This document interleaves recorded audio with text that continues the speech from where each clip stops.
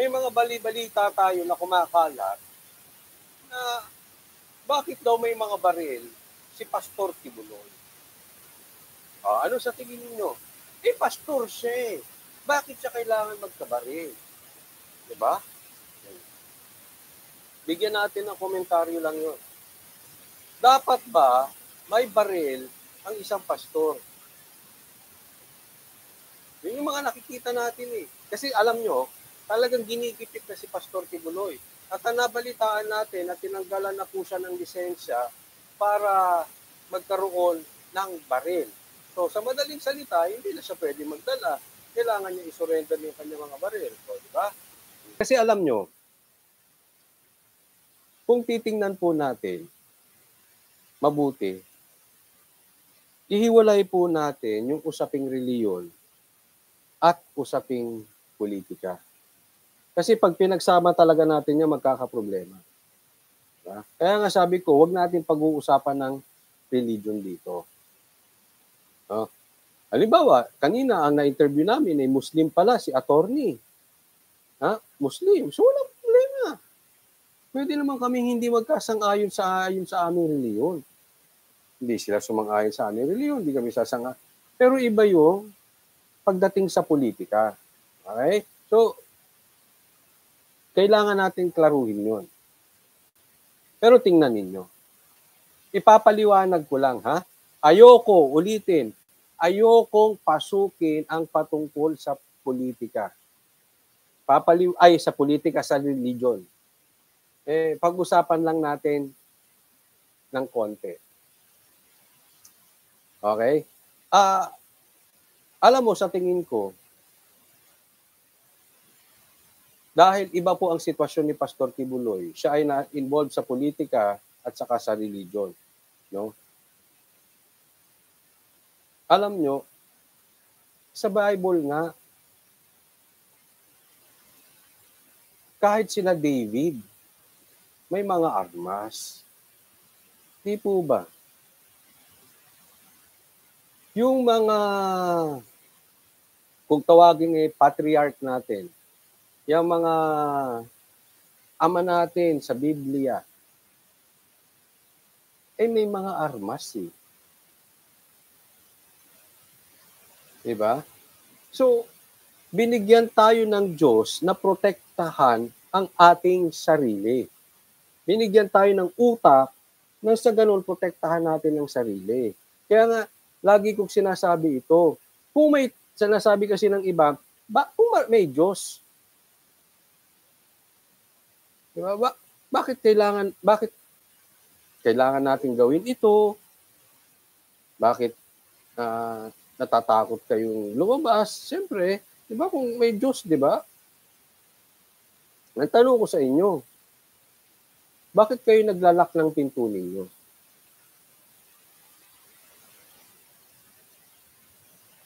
Sa mga naniniwala sa Diyos, ba't kayo naglalak ng pinto ninyo? Di ba? Dapat naniniwala kayong babantayan tayo ng Diyos. Bakit? Kasi binigyan tayo ng utak ng Diyos para protektahan natin yung sarili natin. Laging ganito yan. Let's do our part and the rest, bahala ang Diyos. Pero hindi mo pwede sasabihin, poprotektahan ako ng Diyos, bukas ko lang tong pinto na ito, tatawid ako sa kalsada ng walang tingin-tingin, kasi kung oras ko na bukas, wala akong magagawa. Hindi ganun, di ba? So yung pagkakaroon ng armas ni Pastor Kibuloy, sa akin, hindi na dapat pinag-uusapan. Ayoko kasing pag-usapan eh. Magkakaiba po kami ng prinsipyo pagdating sa reliyon. No? Kung sa kanilang reliyon ay okay yun, walang problema. Iba-iba po tayo eh. Merong mga reliyon na okay sa kanilang armas. Walang masama doon. Huwag po natin questionin ang relihiyon ng ibang tao. Pero gaya na sabi ko, kahit naman sila David. Diba? At hindi lang siya. Madami pa na mayroong armas. Yung armas ay hindi po kasalanan. Yung magkaroon ka ng armas, hindi po kasalanan. Kailangan sagutin natin yung mga kumakalat na mga paninira. Pati ba naman yung pagkakaroon ng armas ni Pastor Kibuloy, kino-question pa. So, sabi ni Ratax, may baril nga si Father Balwig at Father Navarro. O, diba? So, hindi natin, wag natin questionin yung tungkol sa armas. Pag pinuntahan natin yun, pumapasok. Pastor yan, bakit nagkakaroon ng armas yan? Iba malay mo. Diba sa kanila, okay yun. Huwag mo na pasukin. Huwag mo pasukin yung religion. Lagot tayo dyan. Kasi may mga religion talagang gumahawak ng armas. So kung hindi mo alam yung kanilang religion, huwag ka nang mga kihalo. Puntahan natin to si Risa. Palagay ko to si Risa dapat mag-move on na. It's about time. Total, nasa korte na nga yung kaso. Risa, move on ka na. Hanap ka na ng ibang content. Hanap ka na ng ibang eksena. Huwag ka nang umistambay diyan sa, alam mo, ito si Risa may ugaling vlogger na vlogger. Parang hindi niya talaga tatantanan yung content na Kibuloy. Para kang yung mga vloggers na bayaran para siraan ang mga DDS vloggers.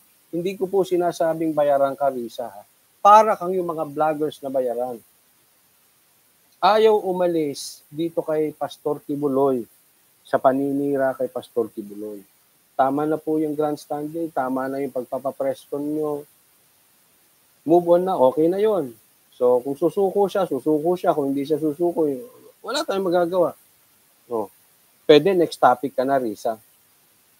Marami tayong dapat harapin na problema sa bansang Pilipinas. Hindi naman siguro binoto ka ng tao para mag-focus ka kay Pastor Kibuloy. It's about time you move on.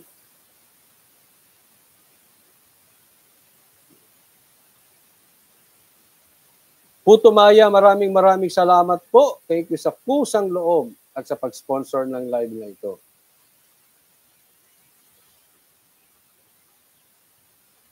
Christopher, ba? Respeto ang kailangan kapag tumingin sa ibang reliyon. Kung walang respeto, gulo lagi. Oo, tama po kayo dyan. Kaya ako, pag tungkol dyan sa reliyon, ayaw mo na. No? Kasi pinapansin, pastor ka! OA pa, no? Pastor ka. Bakit ka kailangan may baril? Di ba? Sabihin pa, di bali nang mamatay ako, pero hindi ako magkakabaril. Tanga. Alam mo yung nagsabing ganon? Ha? Hindi. Pagtatawanan yan sa gun community. Yung may mga armas, pagtatawanan yun. Sigurado, inosente po yan pagdating sa mga armas. Kasi hindi porket may armas ka, masama. Pwedeng nalilibang ka ron eh. Ginagawa mong hobby. May sports yun. Kaya nga, alam mo, sa lisensya ng baril, meron pa kang collection eh. Pwede ka mangolekta, depende sa level ng iyong lisensya. Katulad ni Tatay Digong, yung kanyang lisensya ay collector's license siya. Oh. Kaya yung ganung komentaryo, galing sa ignorante pagdating sa baril. Pastor ka? Dapat nga mamatay ka na. Pero hindi ka hahawak ng baril. Tanga yun.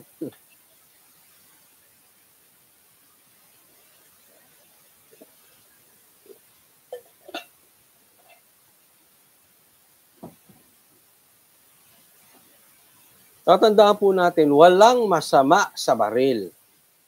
Gaya ng walang masama sa mayaman, walang masama sa pera, walang masama sa kapangyarihan. Kasi depende yung kung saan mo gagamitin. Pero kung mayaman ka at ginagamit mo sa tamang pamaraan, walang masama doon. Sinabi ba, money is the root of evil? That money is the root of all evil? Hindi. The love of money is the root of all evil. Di ba? Depende sa gamit mo. Actually, pwedeng gumagawa ka nga ng mabuti. Pero, mali yung ginagawa mo. Paano mabuti tapos mali? Halimbawa, kaya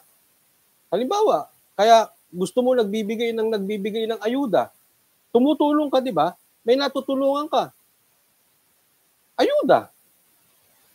Siyempre, tutulong ka, magbibigay ka na sa ako ng bigas, pera, etc., envelope. Pero yung pangalan mo, yung mukha mo, nandun sa bigas. Yung ba tama?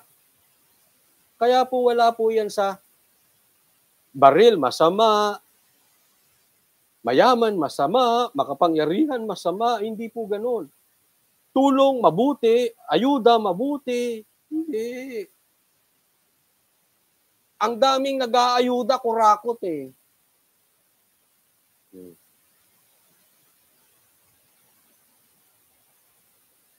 Diba? So, hindi po yan. Hindi po tayo nagre-religion. Kaya nga sinasabi ko, huwag pag-usapan ng religion dahil ginajudge ang isang tao, specifically si pastor, bakit daw may baril? Pastor siya. Di religion yun. Kaya nga sabi ko, wala kang pakialam, hindi natin alam. Baka sa religion nila pwede ang baril, ang pastor may baril. Wala tayong magagawa, yun ang religion nila. But as for me, walang problema ang baril. Ignorante ka kung hindi mo alam yan.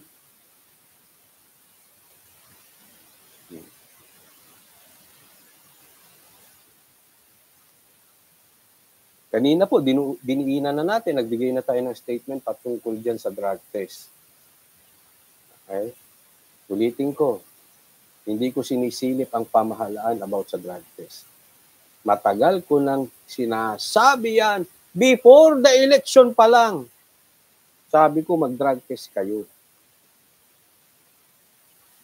Sabi ni Pinoy News Files, Coach, sa opinion ko lang reasonable na may armas si Pastor Kibuloy for his protection. Kasi nilalabanan niya mga NPA. Siyempre, dapat is siya sa anytime na protection. Correct. Protection. Nasabihin, sinasabi kasi pastor yun, hindi dapat humingi ka ng tulong sa Diyos. Hindi. Hindi po ganun. I'll give you an example. Ha? Ayoko po pasukin religion, kaya lang kasi ginamit yung pagkapastor. Pinapasama dahil may baril. Sabi ko nga, binigyan tayo ng Diyos.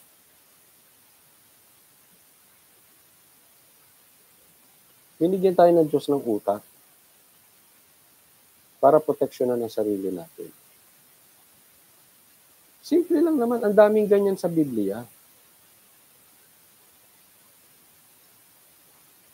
Diba? Kung lilipunin ng Diyos ang Egypt, nung panahon, dati ng mga Israelites at Egyptians, hindi kailangan ng Diyos si Moses. Diba? Hindi kailangan ng Diyos si Moses. Kaya naman niya lipunin eh. Pero, ginamit ng Diyos si Moses.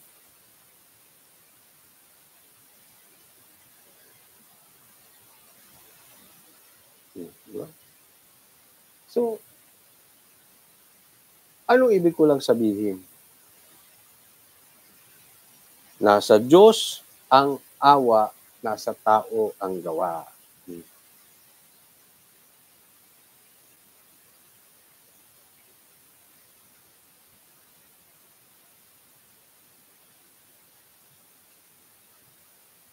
Coach Oli, pinopokus nila ang news ngayon kay Pastor Kibuloy para hindi mahalata ang sinusulong nila na FBI.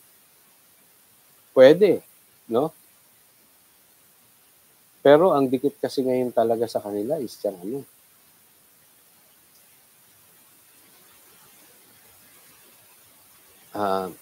Ang problema kasi nila ngayon yung drug test, eh.